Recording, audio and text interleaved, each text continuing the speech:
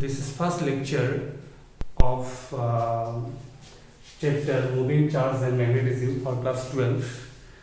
Just today I will give the introduction. So already we have lots of concepts regarding electrostatics and electrodynamics. Here now we will see that when current is carrying through any conductor, then magnetic field is produced. Okay, so here we have to mainly discuss about magnetic field. Magnetic field denoted by B is a vector. Electric field like magnetic field.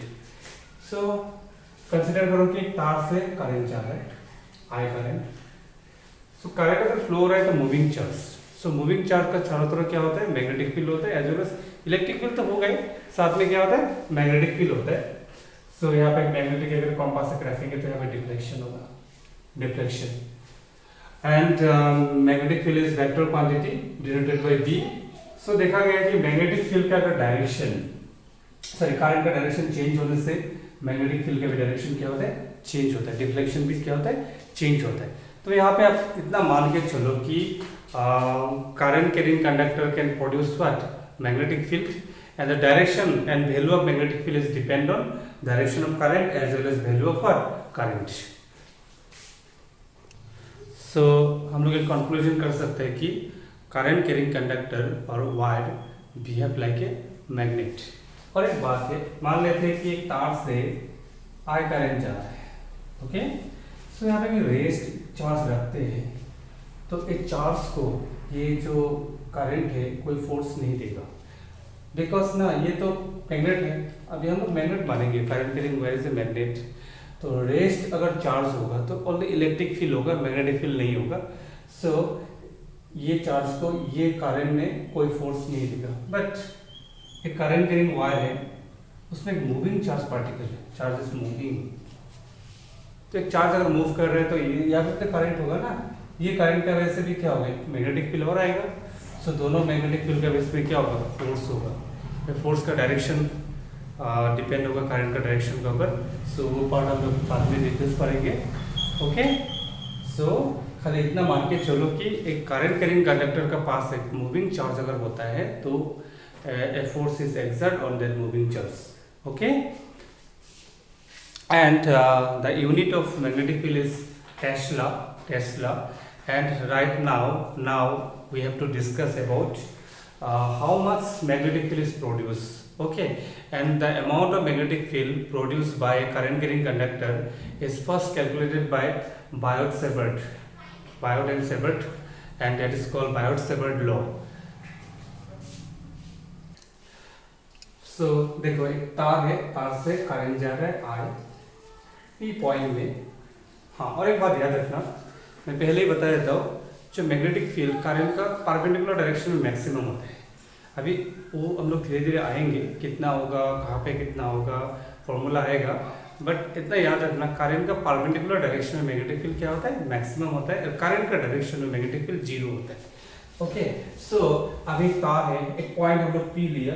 P point में I का वजह से, ये तार का वजह से कितना मैग्नेटिक फील्ड होगा निकलना है.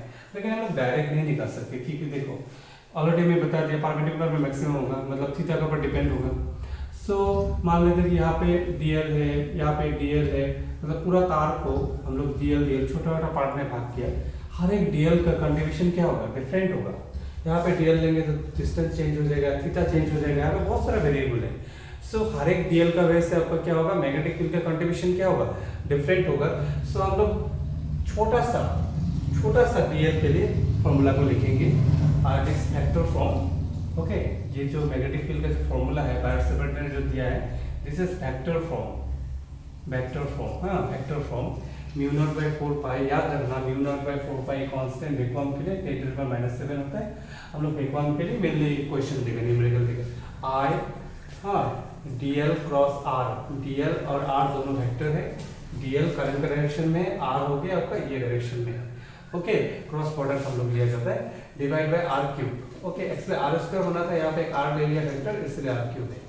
सो इसको स्केलर फॉर्म में अगर लिखेंगे, BB is equal to mu not by 4 pi I dl r sin theta by R cube.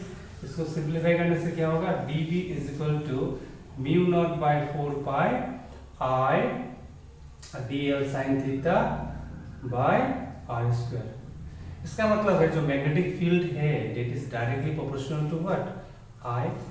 देखो पहला लाइन, मैग्नेटिक फील्ड किसका वजह से प्रोड्यूस हो रहा है, magnetic field is produce due to current. So current ज्यादा होगा तो मैग्नेटिक फील्ड भी क्या होगा, ज्यादा होगा। देखो हम लोग होल कंडक्टर के लिए अभी तक नहीं निकाला है, हम लोग ओनली फॉर डीएल लेंथ के लिए फॉर्मूला को लिखे। ओके, सो नेक्स्ट है आपका dv यानी magnetic field directly proportional to what, dl। ये सेकंड स्टेटमेंट है, यानी तार का लेंथ जितना ज्यादा होगा उतना मैग्नेटिक फील्ड भी ज्यादा प्रोड्यूस होगा। And next third statement, dv is directly proportional to what, sin theta. एक मींस करंट का डायरेक्शन में थीटा कितना है, 0, sin 0 कितना होगा, 0। एक मींस करंट का डायरेक्शन में मैग्नेटिक फील्ड नहीं होगा। ये तार, ये करंट अगर जा रहा है तो ये पॉइंट में मैग्नेटिक फील्ड नहीं होगा, इस पॉइंट में मैग्नेटिक फील्ड नहीं होगा। एंड फोर्थ पॉइंट होगा आपका dv inversely proportional to square of distance. इसका मतलब तार का आसपास में मैग्नेटिक फील्ड ज्यादा होगा, दूर जाने से एक्सपोनेंशियली मैग्नेटिक फील्ड क्या होगा, कम होगा। ओके, सो आपको यहाँ पे दोनों फॉर्म याद रखना है, Biot Savart law, vector form and scalar form. Okay okay, so अभी तक हम लोग इतना मालूम चल गया कि we can calculate magnetic field for current carrying conductor with the help of what, Biot Savart law. ये तो एक आपका डिफरेंशियल फॉर्मूला हो गया magnetic field for a small DL length. अभी देखो, अभी हम लोग मैग्नेटिक ये फॉर्मूला यूज करके हम लोग मैग्नेटिक फील्ड स्ट्रेट कंडक्टर मतलब पूरा लॉन्ग वायर के लिए हम लोग निकालेंगे, उसके लिए इंडिकेट करना पड़ेगा, वो एक अलग पार्ट हो जाएगा। नेक्स्ट हम लोग निकालेंगे magnetic field due to circular loop, फिर निकालेंगे magnetic field due to solenoid, magnetic field due to toroid. Okay, so यहाँ पे ना सबसे ज्यादा मैग्नेटिक फील्ड ज्यादा होता है आपका सोलेनॉइड के लिए। क्लास 10 में आप लोग पढ़ा होगा, ठीक है। सोलेनॉइड मींस स्प्रिंग, जो कॉइल वगैरह है, फैन में कॉइल होता है, हीटर में कॉइल होता है। सो मैग्नेटिक फील्ड निकालना मतलब बायर सेवर्ट से हम लोग सिर्फ स्ट्रेट और सर्कुलर लूप को निकाल सकते हैं, लेकिन सोलेनॉइड के लिए निकालने के लिए आपको बायर सेवर्ट लॉ उतना एप्लीकेबल नहीं है, कॉम्प्लिकेटेड हो जाता है। उसके लिए हम लोग एम्पियर सर्किट लॉ पढ़ना है। ओके, सो मैग्नेटिक फील्ड सबसे ज्यादा किस में होगा, सोलेनॉइड में होगा, ठीक है। क्योंकि मैग्नेटिक फील्ड ज्यादा होने से हम लोग को प्रॉफिट होगा। आगे हम लोग पढ़ेंगे जैसे इलेक्ट्रिक फैन हो गया, इलेक्ट्रिक हीटर हो गया, ये सब मैग्नेटिक फील्ड ज्यादा प्रोड्यूस होने से उसका स्पीड भी, आपका इलेक्ट्रिक फैन का स्पीड भी क्या होगा, ज्यादा होगा। तो वो एक अलग पार्ट आ जाएगा। अभी हम लोग को सीखना है कि ये मैग्नेटिक फील्ड मिला बी, ये वेक्टर क्वांटिटी है, इसका direction of magnetic field very very important है। यहाँ पे कंफ्यूजन होता है। सो राइट हैंड प्लाम रूल हम यूज करेंगे, बट स्क्रू रूल भी यूज होता है। स्क्रू रूल थोड़ा सा कंफ्यूजिंग है, सो ये अब सीख लो। हाँ, यहाँ पे एक एजम्पशन होगा, डायरेक्शन जो इनवर्ट होगा दैट इज क्रॉस साइन से डिनोट करता है। हाँ, ऐसे बुक में देखना, इनवर्ट डायरेक्शन में क्रॉस साइन, आउटर डायरेक्शन को ये साइन से सर्कल देखिए डॉट, ये आउटर होता है, ये इनवर्ट होता है। मैं लिख देता हूँ, इनवर्ट, ये आउटवर्ड। ओके, हाँ अभी देखो मैं क्वेश्चन देता हूँ एक।